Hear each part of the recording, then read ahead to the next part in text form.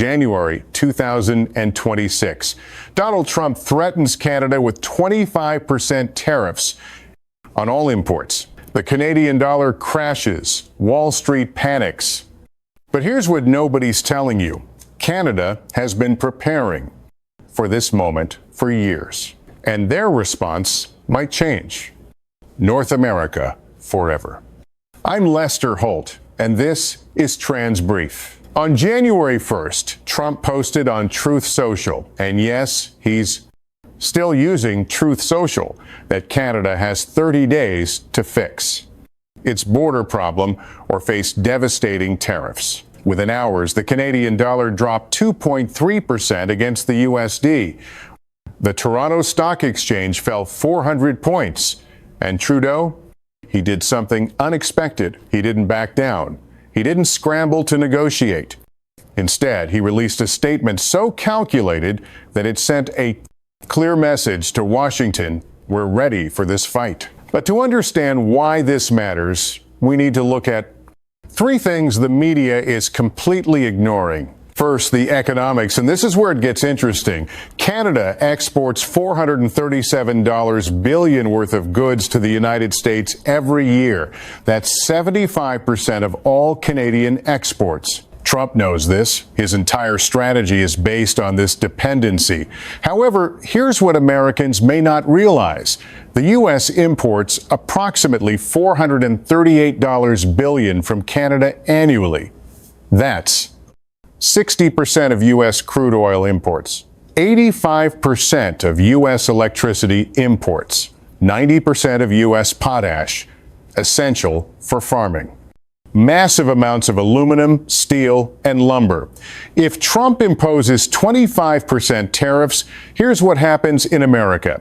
Gas prices up 40 to 60 cents per gallon within weeks. Grocery prices up 15-20%. Fertilizer costs skyrocket. Construction grinds to a halt. Lumber prices double. Manufacturing massive disruptions. Auto industry collapses. The Peterson Institute calculated that these tariffs would cost the average American household spends $1,800 per year in an election year. Now, Canada will definitely hurt, no question. Their economy contracts, unemployment rises, and recession becomes likely. But Trump is betting Canadians will force Trudeau to cave before Americans force him to back down. Here's the problem with that bet. Second, the politics. And this is the part that's fascinating. In 2018, when Trump insulted Trudeau at the G7, Trudeau's approval rating jumped 12 points overnight. When Trump imposed steel tariffs, 87% of Canadians supported retaliation. There's a deep well of resentment in Canada toward American economic domination.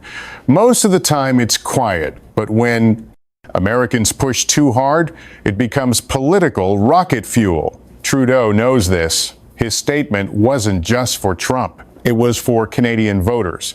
He's basically saying, make me the defender of Canada against Trump, and I might just win the next election. Canada's election is in October 2025. If Trump keeps pushing, Trudeau transforms from unpopular prime minister to defender of Canadian sovereignty. Smart play.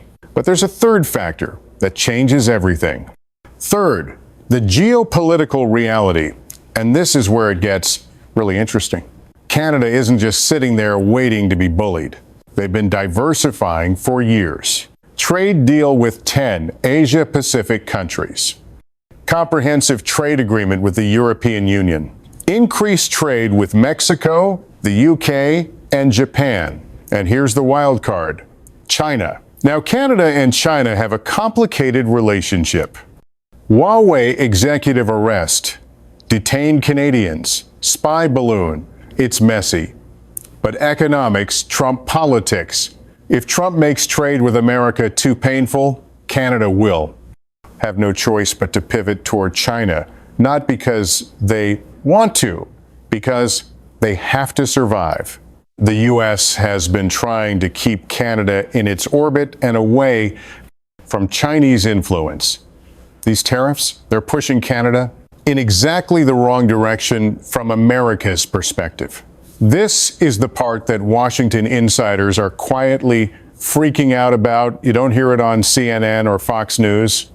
But in policy circles, this is the nightmare scenario. Alienate Canada, and you lose your most reliable ally, your most stable border, and your critical resource supplier. And you potentially push them toward Beijing. All for what?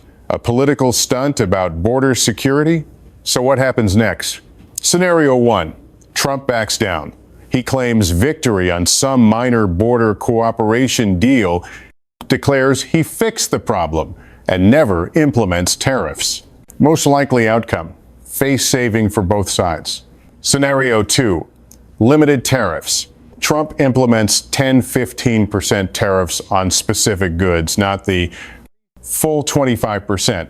Both sides hurt, but they are manageable. Economic pain, without catastrophe.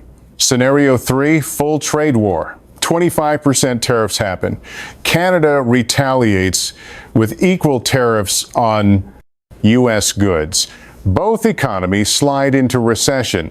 This is the nuclear option, possible but destructive for everyone. My prediction? We'll see intense negotiations over the next 2 weeks. Some minor Canadian concessions on border security. Trump declares victory. Tariffs never happen. But if I'm wrong, if Trump actually pulls the trigger, then we're watching the most significant shift in North American geopolitics in 80 years. The U.S.-Canada relationship, which has been the foundation of continental stability since World War II, fundamentally changed. And that affects everyone on this continent. Look, trade wars are complicated. There are legitimate concerns about border security, fentanyl trafficking, and illegal immigration. Those are real issues. But using trade as a weapon against your closest ally, that's not a strategy. That's brinkmanship. And the problem with brinkmanship is that eventually someone miscalculates. The U.S.-Canada border is the longest undefended border in the world. It's been peaceful for over 200 years. It works because both countries have chosen cooperation over confrontation. These tariff threats, they're testing whether that cooperation can survive political theater. We're about to find out. What do you think? Will Trump actually implement these tariffs? Or is this just negotiating tactics? Let me know in the comments. If you found this analysis valuable, subscribe to the Border Brief. We break down U.S.-Canada relations and North American geopolitics every Tuesday and Friday. I'm Lester Holt. Thanks for watching. See you at the next one. This analysis is valuable. Subscribe to the Border Brief. We break down U.S.-Canada relations and North American geopolitics every Tuesday and Friday. I'm Lester Holt. Thanks for watching. See you at the next one.